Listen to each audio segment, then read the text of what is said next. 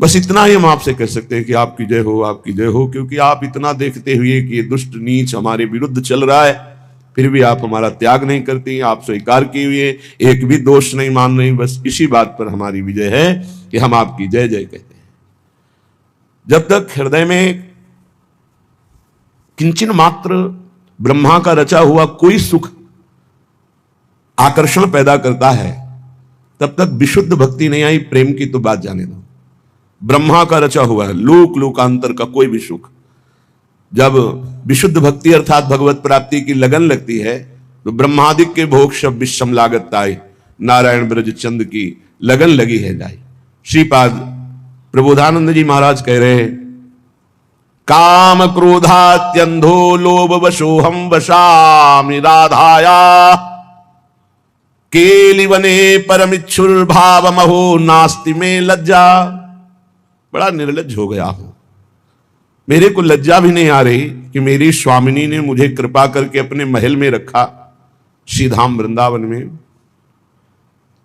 पर मैं अत्यंत नीच निर्लज्ज दिव्य महल में वृंदावन धाम में भी वही गंदी बात, काम की बात, क्रोध की बात, वही गंदे आचरण, वही गंदा चिंतन, वही गंदी बातें।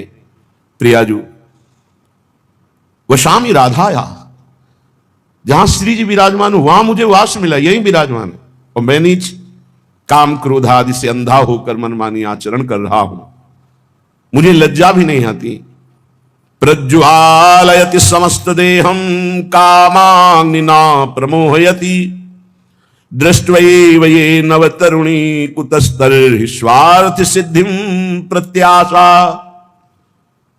कहां स्वार्थ या परमार्थ की सिद्धि हो सकती है?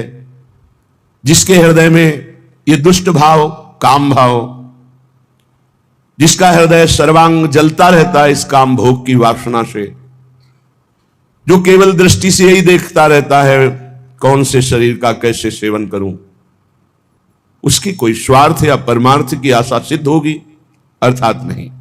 कामादि गाढ़ मूढ़ो लिप्सुरहम निगम गुण सद्भावम, वृंदारण्य उषित्वा तत्करुणैकैव तत्र में शरणम। कहां जहां वेदों की भी पहुंच नहीं है, पुराण वेत्ता ब्रह्म ऋषियों की भी पहुंच नहीं है, उसी प्रिया प्रीतम का गूढ़ भाव, और कहां मेरी नीचता कि मैं कामादि दोषों में गाढ़ भाव में डूब रहा हूं। देख लो, ये अंदर की बात है। जब आप अंदर झांक के देखेंगे, कोई न कोई कामना का जाल बुन रहा है मन, कोई न कोई कामना के जाल में बुद्धि फंसा रही है अपने को। कहां वेद और पुराणों से भी गूढ़ रहस्य श्री प्रिया प्रीतम का प्रेम रस, और कहां मैं नीच जो काम आदि दोषों के गाढ़ भाव में डूबा हुआ हूं। क्या मुझे जैसे ऐसे नीच दोषों वाले को करुणा करके श्री धाम वृंदावन स्वीकार करेगा? श्री जी स्वीकार करेंगे? अगर वो स्वीकार कर लेंगी तो मुझे विश्वास है कि मेरी स्थिति बदल जाएगी। कैसी स्थिति हो जाएगी? बोले, कृत्वा पाणि तले कपोल मस्कृन नेत्रांबशाम धारया, धौतम हा मुरली धरेति करुणम कुर्वन् मुहुः क्रंदनम। आसीनो विजने क्वचित् तरुतले वृंदावनान्तः कदा, वत्स्याम्ये करसाश्रयः शिथिलितो प्राण स्थिति व्यापृति।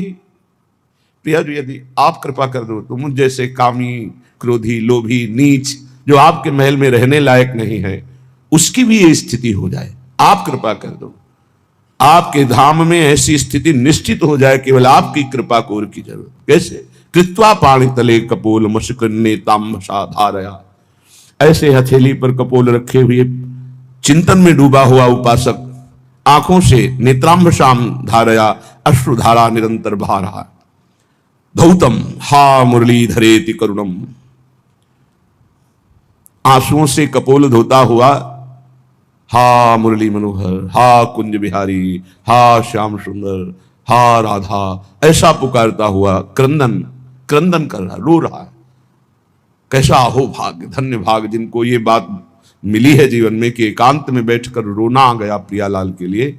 धन्याति धन्य। हृदय ऐसा निर्विकार, ऐसा परम पवित्र किसी और साधन से नहीं होता जैसा रोने से होता है। प्रभु की प्राप्ति रुदन से ही होती है। कबीरा हंसना छोड़ दे, रोने से कर प्रीति, बिन रोए किन पाया, प्रेम प्यारा मीत। ऐसा प्रेमी, ऐसा प्राण प्यारा मीत ये रोने से मिलता है। रुदुषुश्वरम राजन कृष्ण दर्शन लालसा। बोले हा मुरली धरेति करुणम कुरुवन मुहु क्रंदनम। कृपा करो, कृपा करो हे कुंज बिहारी, हे लाडली कृपा करो। ऐसे पुकार पुकार कर क्रंदन कर रहा है, जोर जोर से रो रहा है, आंखों से अश्रुधारा बह रही है। ऐसे कपोल अपनी हथेली पर रखे हुए चिंतन परायण, रुदन परायण, क्रंदन परायण। आसीनो विजने क्वचित तरुतले वृंदावनांत कदा। किसी एकांत स्थान में बैठकर, किसी वृक्ष के नीचे या कहीं एकांत में, कोई देख तो नहीं रहा हमारे रुदन को, फिर चिल्ला चिल्ला कर। कभी तो ऐसा है, श्री जी से प्रार्थना करो, कभी ऐसा है कि एकांत में रुदन हो, एकांत में बैठकर हाय हाय मच जाए, कैसे मिलोगे, कैसे मिलोगे प्रभु, कैसे करुणा करो। बस वो उसको एक ही बल रहता है, कृपा करो, कृपा करो। और ये आता है सब साधनों से परास्त हो जाने पर। गोपीजनों ने जब प्रभु अंतर्धान हो गए, वैसे अंतर्धान ना होते, एक बार करुणा कर दी तो अंतर्धान होने की जरूरत क्या थी। पर एक सौभाग्य मद उदय हो गया कि त्रिभुवन में समस्त सुंदरी स्त्रियों से मैं परम सौभाग्यवती हूं, क्योंकि मेरा प्रीतम श्याम सुंदर मेरे इशारे से मेरे साथ खेल रहा है। बस ये बात ठीक है। त्रिभुवन में वैसे ही पूज्य हैं ये, वैसे ही सर्ववंदनीय है, पर प्रभु को ये बात अच्छी नहीं लगी। जैसे कोई कहे कि मेरे जैसा कोई भजनानंदी त्रिभुवन में नहीं, ये प्रभु को अच्छा नहीं लगेगा। मैं बहुत व्रत वाला, नियम वाला, संयम वाला, ऐसा वैसा, ये सब प्रभु को अच्छा नहीं लगता। इतने सुंदर रास रस से तत्काल प्रभु अंतर्धान हो गए। अब कोई मद तो था नहीं, ये तो एक स्वाभाविक स्थिति आ जाती है। इतना बड़ा आनंद समुद्र हमारे इशारे पे नाच रहा है, फिर आ ही जाएगा। उसी को दूर करने के लिए और गाढ़ प्रेम की अपनी स्मृति कैसे आ गई, प्रेम की ऐसी स्थिति में अपनी स्मृति कैसे आ गई। बस इसी को हटाने के लिए, इसी को गाढ़ करने के लिए अपनी स्मृति का विस्मरण हो जाना। आई भी ऐसे ही थी, अपनी स्मृति छोड़कर केवल प्रीतम की स्मृति में आई थी। आई ब्रजनारी सुनत बंसी रो गृहपति बंधु बिसारे। पर ऐसा रास सुख में एक क्षण के लिए अपनी स्मृति जागृत हुई कि मैं अहोभाग्य, मैं सबसे त्रिभुवन में सौभाग्यशालिनी हूं। ये ठीक नहीं था, प्रभु को हृदय में अच्छा नहीं लगा। जे ही अंतर ध्यान हुए, भारी व्याकुलता, एक एक लता से पूछती, तुलसी जी से पूछती, भूमि से पूछती। जब देखा प्रभु नहीं मिले, तब लीलानुकरण करती है। गिरिराज जी को उठाने की लीला, चुनरी तान करके, एक गोपी भावावेश में, दूसरी को कालिया मर्दन की लीला, कोई कोई विविध प्रकार की लीलाएं। लीलानुकरण करने पर भी प्रभु का साक्षात्कार जब नहीं हुआ तो विवश हो गई। विवश केवल रुदन करता है। अब जब कोई साधन बल नहीं बचा, जब किसी भी तरह से कोई उपाय नहीं बचा, कैसे प्रभु को प्राप्त करूं, और उनके बिना जीवन नहीं, तो रुदु सुस्वरम राजन कृष्ण दर्शन लाल। फिर हृदय से जो रुदन हुआ तो प्रभु को कहीं आना जाना थोड़ी था। वहीं तासा महावीर, उन्हीं के बीच में आविर्भाव हो गया। तासा महावीर भूत शौरी स्मय मान मुखाम्बुदा पीतांबर धरा सर्गवी साक्षात मनमथ। ऐसा सुंदर रूप प्रभु का, करोड़ करोड़ कामदेव मूर्छित हो जाए, ऐसा सुंदर नव किशोर अवस्था। फिर जो आंतरिक तन्मयता हुई, बस ब्रह्म नहीं, माया नहीं, नहीं जीव नहीं काल, अपनी सुदिना रही, एक रहे नंदलाल। ऐसी स्थिति में महारास, यहां तो नित्य रास विलास है। वहां तो अवतार प्रभु लेते, तब कभी कभी प्रगट में सबको सुख मिलता है, लेकिन वृंदावन नवनिवृत्त निकुंज में यहां नित्य रास, नित्य विलास। जब उपासक हार जाता है, आर्त भाव से क्रंदन करते हुए प्रभु को पुकारता है, यह विशेष कृपा होती है। कृपा पात्र ना हो तो हारने के बाद निरुत्साहित होकर भोगों में ही विश्राम मान ले। लेकिन कृपा पात्र जब कहीं किंचित कोई अभिमान करता है, तो उसके नाश के लिए जब लीला रची जाती है, तो असमर्थ होकर वो क्रंदन करता है, पुकारता है प्रभु को। या जब अपना बल उसको लगता है इससे भगवत प्राप्ति नहीं होगी, प्रभु का साक्षात्कार नहीं होगा, तो वो अपने को निरुपाय देख करके फिर पुकारता है आर्तनाद, हा राधा, हा मुरली मनोहर, हा कृष्ण, हा कमल दल लोचन। एकांत में बैठ करके रुदन करता है। वो फिर ऐसे महासुख में निमग्न हो जाता है कि अपने शरीर पोषण, प्राणों का पोषण, ये सब विस्मृत हो जाता है। ऐसा विस्मृत करा देने वाला प्रेम रोते रोते जागृत हो जाता है। इसलिए श्रीपाद कह रहे हैं, बचो यो व्याघ्री योषिता विस्मी वो स्वादन्नमर्थम महा अनर्थ। ये जवानी बहुत काम वेदना प्रदान करने वाली है, इसलिए इसमें बहुत गलत काम हो जाते हैं, बड़े पाप बन जाते हैं। बड़े भाग्यशाली हैं जो अपने यौवन को पवित्र रखा। वो ही जगत को पावन करने वाले महात्मा हैं, उन्हीं के चरणों में कोटिशा बार बार नमन, जो अपनी जवानी को दूषित नहीं होने दिया। जिनकी यौवन अवस्था परम पवित्र व्यतीत हो गई, उनको क्या कहना, देर नहीं लगेगा, सिद्धावस्था आने में देर नहीं लगेगी। ये जो यौवन है बहुत बहुत ही मदांध करके, धर्म भ्रष्ट कर, किसी का भय नहीं मानता, न भगवान का, न गुरु का, न शास्त्र का, बस मनमानी आचरण। फिर जो दुर्गति के आचरण हुए उन्हीं के मिटाने में पूरा जीवन लग जाता है। ये ऐसा नहीं कि एक बार भोग लिया तो बस फिर छोड़ सकते हो, तुम्हारी ताकत नहीं, तुम्हारी ताकत नहीं।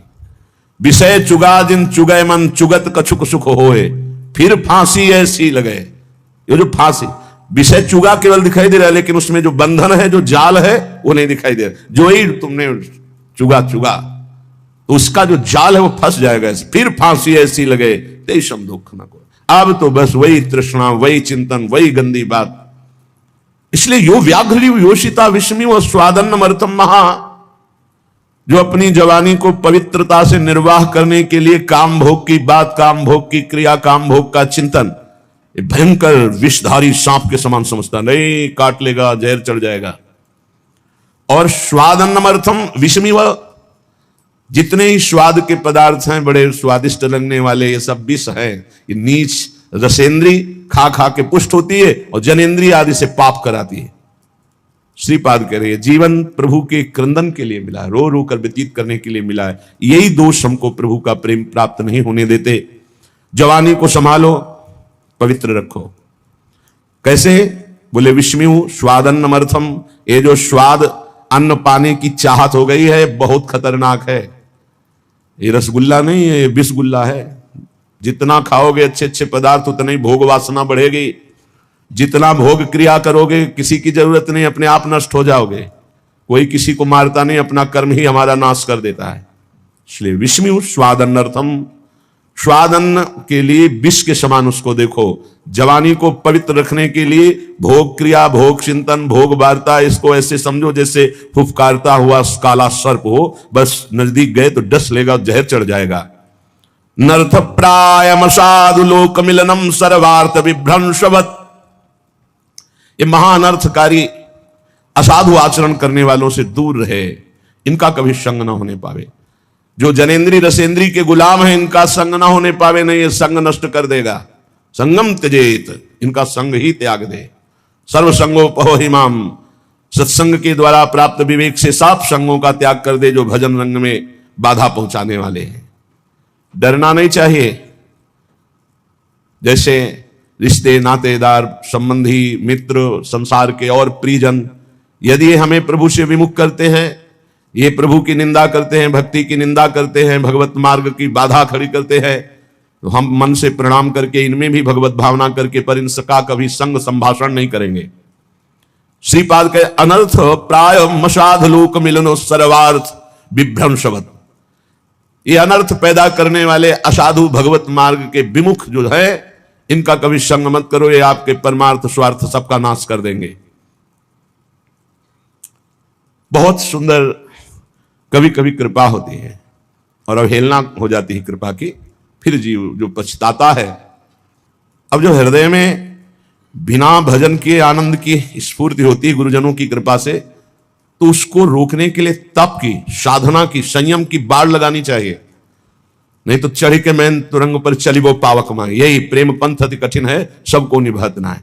भक्ति ईर्ष्या का विषय नहीं, जो ईर्ष्या करते हैं। जैसे कल या परसों एकांतिक में एक भक्त भाव वाले बहुत प्रवीण, वो कह रहे थे कि आपसे जब कोई हंस के बात करता है या आपका कोई सत्संग सुनता है तो मुझे बहुत जलन होती है, लगता है सिर्फ मेरे महाराज जी हैं, इनसे कोई बात नहीं करेगा। वो भाई भाव तो तुम्हारा प्रीता कहे, लेकिन ये संसारिक है। जो हरिवंश को नाम सुनावे तन मन प्राण तासु बलिहारी। ये भक्ति का हमारे गुरुदेव को, हमारे इष्ट को जो पुकारे, जो सुने, जो देखे, उसकी चरण रज लेके माथे पे, धन्य है आप हमारे गुरुदेव से प्यार करते हैं, हम आपको प्राणों से भी अधिक प्यार करते हैं। जो हरिवंश उपासक सेवय सदा सेवता के चरण विचारी। ईर्ष्या थोड़ी, ये कोई संसारिक मार्ग थोड़ी है। हमारे प्रभु का यश गा रहा है, हमारे प्रभु का नाम जब कर रहा है तो हम उसकी जूठन लेंगे, उसका चरणामृत लेंगे, उसको बार बार प्रणाम करेंगे। नर्थ प्राय मसाद लोक मिलनम सर्वार्थ विभ्रंशवत। अगर कहीं ऐसे असाधु भाव वाले, चाहे मां हो, पिता हो, भाई हो, बंधु हो, रिश्ता हो, नाता हो, कुछ भी हो, जो हमें प्रिया प्रीतम से विमुख कर दे, बहुत अनंत जन्मों से भटकने के बाद आज मार्ग मिला, और मार्ग में आकर के नहीं नहीं, कदापि नहीं। नर्थ प्रायमसाद लोक मिलनम सर्वार्थ विभ्रंशवत। कोई भी हो, अब दांव लगा है प्रिया प्रीतम के मिलन का, अब गुंजाइश नहीं है, अब नहीं। कोई भी हो, अपना मन, अपना प्राण भी त्याग करना पड़े तो कोई बात नहीं, प्राण भी त्याग कर देंगे, लेकिन प्रिया प्रीतम को नहीं।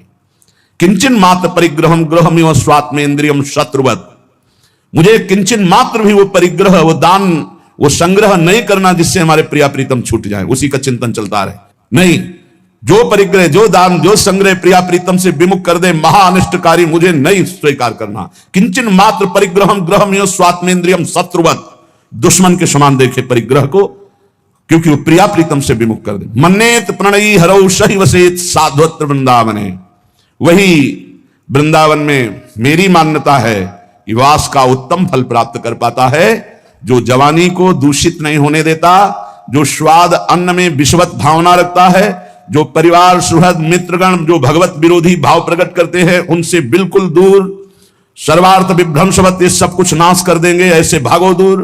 किंचन मात्र परिग्रहम गृहम स्वात्मेन्द्रियम शत्रुवत। अपनी इंद्रियों के भोग विलासिता का कोई भी परिग्रह, कोई भी दान पुण्य ऐसा न स्वीकार करे जो प्रिया प्रीतम से विमुख कर दे। मन्नेत प्रणयी हरौ सहि वसेत साध्वत्र वृंदावनम। वही साधु स्वभाव वाला वृंदावन वास का परम उत्तम लाभ प्राप्त करता है। संत वाणी, महापुरुषों के वचन भगवत प्राप्ति को बहुत जल्दी प्रकाशित करते हैं, पुष्ट करते हैं। उपासक ये समझ ले कि ये चार बातें बड़े ही भाग्यशाली को प्राप्त होती हैं।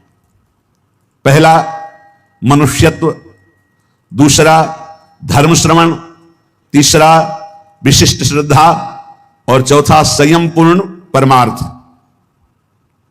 मनुष्य शरीर ये किसी कर्म के फल से नहीं मिला है, भगवान की कृपा से मिला है। कबहू ककरि करुणा नर देही, देत ईश बिनु हेतु सनेही। बड़ी कृपा, दुर्लभो मानुषो देहो, जगह जगह शास्त्रों में आया है। मनुष्यत्व, बड़े भाग्यशाली जिनको मानव देह की प्राप्ति हुई। मानव देह प्राप्त करके दूसरा महाभाग्य सत्संग, धर्म श्रवणम, धर्म शास्त्र से युक्त सत्संग। मनमानी, एक दक्षिण की वार्ता, एक उत्तर की वार्ता, कोई तुकतान ही नहीं मिल रहा, क्या कहना चाहते समझे में नहीं आता, बताना क्या चाहते हैं। तस्मात् शास्त्रम प्रमाणम थे, शास्त्र प्रमाणित, महापुरुषों से प्रमाणित जो वाक्य, उसे सत्संग कहते हैं। अपना अनुभव, शास्त्र सम्मत महापुरुषों के अनुभव, इन्हीं की चर्चा को सत्संग कहते हैं, मनोरंजन को सत्संग नहीं कहते। धर्म श्रवण सत्संग, ये बड़ी दुर्लभ बात है। मनुष्य शरीर मिला और सत्संग मिला। अब सत्संग में अगला है श्रद्धा, जो सुना उसको धारण किया। जो मनुष्य शरीर प्राप्त करके अवनीत स्वभाव के होते हैं, उद्दंड स्वभाव के होते हैं, ना उनको नमन भक्ति आती है, ना उनको, एक उद्दंड स्वभाव, ऐसे सत्संग में जाकर भी कुछ लाभ नहीं ले पाते। खलऊ करें भली पाई सुसंगु, मिटे न मलिन स्वभाव भंगु। वो अभिमानी जन, वो दुष्ट स्वभाव वाले, भगवान की कृपा हुई, साधु दर्शन साधु संग, लेकिन वो लाभ नहीं ले पाते। अवनीत को विपत्ति ही मिलती है, भगवत संपत्ति नहीं। अवनीत को, दुष्ट स्वभाव, उद्दंड अभिमानी को दुर्दशा ही प्राप्त होती है। जो विनीत है वही शिक्षा को प्राप्त कर पाता, विनयशील नम्र। इसीलिए कहा महापुरुषों के पास जाओ, प्रणिपातेन साष्टांग दंडवत, हाथ जोड़कर बड़ी दैन्यता से, तब वहां तुम ग्रहण कर पाओगे। अंजलि चढ़ाकर, माथे पर हाथ रखकर, सम्मान प्रदर्शित करते हुए मन वचन शरीर से विनयावनत होकर के तब सत्संग का लाभ लिया जाता है। बोले संयम पुरुषार्थ। अब जो सत्संग में सुना पूर्ण विश्वास के साथ, वैसे ही संयम और खूब परमार्थ का पुरुषार्थ जान लगा करके, एक बार जैसे कहा दांती पीसते हुए कमर कस के हमको चढ़ जाना इस चढ़ाई पर। निरंतर नाम जप, निरंतर भजन, असत आचरणों का त्याग। जो मानव शरीर प्राप्त करके सत्संग मिला पर उस पर श्रद्धा नहीं है, तो 20 साल सत्संग सुनने पर परिवर्तन नहीं होगा। और अगर श्रद्धा है तो उसका परिणाम है कि वो तत्पर हो जाएगा, वैसे ही आचरण करने लगेगा, सत्संग में जैसा कहा गया है। तो मानव शरीर, सत्संग और सत्संग पे श्रद्धा, और श्रद्धा का स्वरूप है यथार्थ जो बोला जा रहा है उसे अपने जीवन में उतार लेना, और दिव्य पुरुषार्थ खूब मेहनत करके साधन भजन करना। ये 4 बातें बड़े सौभाग्यशाली में होते हैं। जो तपस्वी मनुष्य शरीर पाकर सत्संग सुनकर श्रद्धानुसार पुरुषार्थ करता है, वो अपनी अंतरात्मा में ही भगवत साक्षात्कार कर लेता है, हृदय में ही। जो प्रमादी पुरुष होता है उस धन का केवल चिंतन करता है कि चलो सत्संग में चलते, कोई उपाय मिले जिससे धन मिल जाए। सत्संग करते हैं धन के लिए, सत्संग सुनते हैं धन के लिए। वो प्रमादी पुरुष होता है, प्रमत्त पुरुष होता है। जो अप्रमत्त है वो भगवान की प्राप्ति की, कहां जाऊं, कैसे कोई मुझे बता दे, कैसे भगवत प्राप्ति होगी, कैसे मैं काम आदि दोषों पर विजय प्राप्त करके स्वरूप बोध प्राप्त करूं। संसारी मनुष्य अपने प्रिय परिवार के कुटुंबियों के लिए बुरा से बुरा पाप कर्म करता है, और जब मरता है तो अकेले उसको फल भोगना पड़ता है। अकेला दुख, अकेला यहां से जाता है, अकेला दुख भोगता है। कोई भी घर परिवार का नरक में बंटवारा नहीं करता जाके। इसलिए कुटुंब के मोह में फंसकर पाप कर्म ना किया जाए। जो संयम नियम पूर्वक जीवन व्यतीत करता है वही इन भोगों से बच पाता है। नहीं तो एक काम भोग इतना लुभावना है कि बड़े बड़े संयमी पुरुषों का मन आकृष्ट हो जाता है और भ्रष्ट हो जाते हैं। साधक हर समय अंतःकरण की शोध करता रहे कि कहीं काम ने दबाव तो नहीं कर दिया, कहीं क्रोध तो हमारे अंतःकरण पर प्रभाव नहीं कर रहा, कहीं अहंकार तो नहीं छा रहा है। अगर ऐसा है तो संपूर्ण माया अपना प्रभाव दिखा देगी। काम क्रोध अहंकार हृदय में है तो सावधान। जैसे वृक्ष का पत्ता पतझड़ ऋतुकालिक रात्रि समूह के बीत जाने पर पीला होकर गिर जाता है, ऐसे ही तुम्हारी आयु समाप्त होने पर इस शरीर नष्ट हो जाएगा। इसलिए एक क्षण भी पाप कर्म में मत लगाओ। जैसे ओस की बूंद ऐसे पत्ते पर ही लग रही है, बस वो गिरने ही वाली है, ऐसे ही तुम्हारा जीवन नष्ट होने वाला है। इसलिए तुम एक क्षण भी असावधान मत रहो, हर समय नाम जप करो, पता नहीं वो बूंद कब गिर जाए। जैसे पानी का बुलबुला बस फूटने वाला है, जितने सेकंड टिका हुआ है, ऐसे ही तुम्हारा शरीर नष्ट होने वाला है। जितने श्वास टिकी हुई है, बस क्या करो। इसलिए तुम एक क्षण भी असावधान न रहो, हर समय राधा राधा कहो। अनेक प्रकार के विघ्नों से युक्त अत्यंत अल्प आयु है। इस अल्प आयु वाले मानव देह को प्राप्त करके बहुत शीघ्र भगवत प्राप्ति कर लो, एक क्षण भी प्रमाद न करो। जैसे इस कमल शरत काल के निर्मल जल को भी नहीं छूता, अलिप्त रहता है, उसी प्रकार तू संसार की समस्त भोगासक्तियों से अलिप्त रह। कोई भी स्नेह बंधन तुझे विवश न कर पावे। क्षण भर भी प्रमाद मत कर, निरंतर भजन कर। जीव मोहवशाद इस माया जनित दुख को सुख मानकर भोगने के लिए प्रयासरत है और परम सुख मोक्ष या भगवत प्राप्ति की चाह ही नहीं कर रहा। ये दुखालय में दुख में वो सुख खोज रहा है। इंद्रियों को इनके विषयों में जाने की ढील मत दो। 5 में से 5 ना संभाल पाओ तो 2 संभाल लो, एक रसेंद्री और एक जनेन्द्री। अगर इन 2 में से दोनों ना संभाल पाओ तो एक संभाल लो, रसेंद्री। जनेन्द्री ठीक हो जाएगी। ना तू किसी से द्वेष कर, ना रोष कर, ना किसी से राग कर। इसी जन्म में तू भजन बल से भगवत प्राप्ति कर ले, जन्म मरण चक्र को मिटा दे। देखो शास्त्र और श्रुतियों का अंत नहीं, कितना पढ़ोगे, इतने परमार्थ के मार्ग हैं, कितना तुम जानकारी करोगे। अतः मेरी सीख मान लो, जरा मरण से मुक्त होने के लिए ज्यादा पढ़ने लिखने की जरूरत नहीं है। राधा राधा राधा राधा नाम रटने की जरूरत है। इतने शास्त्र हैं, कहां तक पढ़ोगे? इतने सिद्धांत है, कहां तक जानोगे? सबकी बात जान लो। नाम जप करने वाले के हृदय में शुद्ध ज्ञान, शुद्ध प्रेम प्रकाशित हो जाता है। यदि तुम्हें यमदूतों से बचना है तो ऐसा दुर्वचन मत बोलो कि किसी का हृदय घायल हो जाए। ऐसे हैं बोलने वाले कि बिना बाण के हृदय को घायल कर दें। किसी की जीविका को मत छीनो कि एकांत में बैठ के रो दे। देख लो, अगर यमदूतों से बचना है, किसी को ऐसा मत बोलो कि एकांत में बैठकर तुम्हारे वचनों को याद करके दुखी हो जाए। किसी की जीविका को मत छीनो, उसे गरीब मत जानो, उसे अनाथ मत जानो। दीनानाथ प्रभु हैं। दुखिया को न सताइए, और दुखिया देगा रोए, उसका कोई बल नहीं। और जब दुखिया के मुखिया सुने तब तेरी गति का होए। ये होश में रहे। कह रहे किसी असहाय का धन मत छीन लेना, उसकी जीविका मत छीन लेना। वो असमर्थ है, वो जितने आंसू गिराएगा तुम फिर उसका हिसाब नहीं दे सकते हो। इसलिए धर्म से रहो। धर्म का स्वरूप है शास्त्र के अनुसार जीवन, दूसरों को सुख पहुंचाना। अधिक क्या कहूं, जो अपने से प्रतिकूलता का व्यवहार करे उसके साथ कभी प्रतिकूल व्यवहार मत करो। जो अपनी शारीरिक चेष्टाएं हैं उज्जवल हो, न्याय युक्त हो, धर्म युक्त हो, कभी यमराज के दूत तुम्हें छुएंगे भी नहीं। ऐ साधक, ये रसेंद्री को सुधार लो। अलग अलग महापुरुष कहे ये स्वादिष्ट भोजन नहीं, ये पूरा जीवन बर्बाद करने वाली वस्तु है। खाते खाते मर गए, कभी तृप्ति नहीं, कभी तृप्ति नहीं। दुष्ट गजब हो गया, भोगते भोगते मर गए। कभी इतना नहीं कहती कि बस आज क्या ये हाथ ऐसा ऐसा ऐसा बना ले, ये वो, खाते खाते पूरा जीवन व्यतीत हो गया। हाँ, खाओ बचाओ, सोचो जरा, कभी उबो यार, खाते खाते उबो, कभी भोगते भोगते उबो।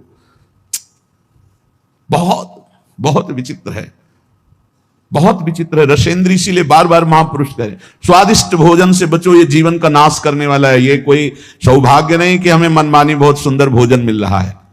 देखो, स्वाद के चक्कर में ही मछली फंस जाती है। वो कांटे में होता है चारा, चारे के लोभ से ऐसे उसको कांटा नहीं दिखाई देता, चारा दिखाई देता है। ऐसे ही साधक स्वादिष्ट भोजन के अंदर एक कांटा है, आसक्ति भोगों की, जो जनेंद्री को प्रबल करके वासना में लगा देगी। और सुनो, किसी के रूप में मत फंस जाना। पांच भौतिक ये रूप अगर नेत्रों को प्रिय लगने लगे तो प्रियालाल के रूप देखने का अधिकार खो दोगे। अरे जीव, तू एकमात्र भगवत प्राप्ति के लिए मानव देह में आए। इसलिए रसेंद्री, जनेन्द्री, घ्राणेन्द्री, श्रवणेन्द्री, त्वगेन्द्री सब कुछ संभालो और प्रभु के चरणों में लग जाओ। एक आदमी जानता है सब कुछ पर करता नहीं है, तो क्या फायदा जानकारी का? शास्त्रों के स्वाध्याय का, संत समागम का क्या लाभ मिला? तुम्हें बहुत जानकारी है पर तुम अपने आचरणों पे नहीं उतारते हो। एक आदमी है जानता नहीं पर जितना जाना चल दिया वो पहुंच जाएगा। इसलिए ज्यादा शास्त्रों की जानकारी के चक्कर में मत पड़ो। जितना जानते हो उतना आचरण में उतार लो। वही मोक्ष पाता है जो जितना जानता है उतना आचरण में उतार लेता है। जो सच्चा साधक होता है वो अंदर में अपने जितनी जानकारी है उसके अनुसार चलता है। वो कभी विपत्ति से विचलित नहीं होता। जीवन का सार यही है उपासक, भयानक से भयानक परिस्थिति आने पर भी प्रभु का चिंतन न छूटने पावे, धैर्य न छूटने पावे, किसी और का सहारा न ले लेना। ये सब महापुरुषों की बातें हैं, पकड़ लो। बहुत आनंद प्रदान करने वाली बातें हैं। बहुत सावधान। अय उपासक, जीवन का सार यह है कि भयानक से भयानक विपत्ति आवे, तुम्हें अपने धर्म से न डिगा पावे। दुनिया में रहते हुए दुनिया का कोई भी व्यक्ति और भोग तुम्हें आकर्षित न कर पावे। देखो भाई, देख लो, दुनिया में रहते हुए दुनिया का कोई व्यक्ति का भरोसा न हो और कोई भोग आकर्षण न कर पावे। हमारी चाहे अंग अंग काट दिया जाए पर हम अपने धर्म को नहीं छोड़ सकते। ऐसे निष्ठावान हम अपने धर्म, देखो यहां काटने मारने की तो कोई बात है नहीं, थोड़ा प्रलोभन आया और भ्रष्ट हो जाते हैं। अरे कह रहे हैं, यहां लिखा है उपासक, भयानक से भयानक विपत्ति की परिस्थिति में भी अपनी निष्ठा से चलायमान नहीं होना है। चाहे काट दिया जाए तो भी हम अपनी निष्ठा से चलायमान नहीं, तभी भगवत मार्ग पुष्ट होता है। पाप कर्म में कभी रति मत करना। ध्यान से सुनो, जो प्रश्न करते हैं कि पापी लोग बड़े सुखी दिखाई देते हैं, ये ताजे दूध की भांति पाप कर्म होता है। जैसे ताजा दूध न फटता है तुरंत और न विकार को प्राप्त होता है, पर आगे चल करके वो दुर्गंध युक्त हो जाएगा। ऐसे अभी अभी पाप हुआ है तो पूर्व के पुण्य काम कर रहे, सब काम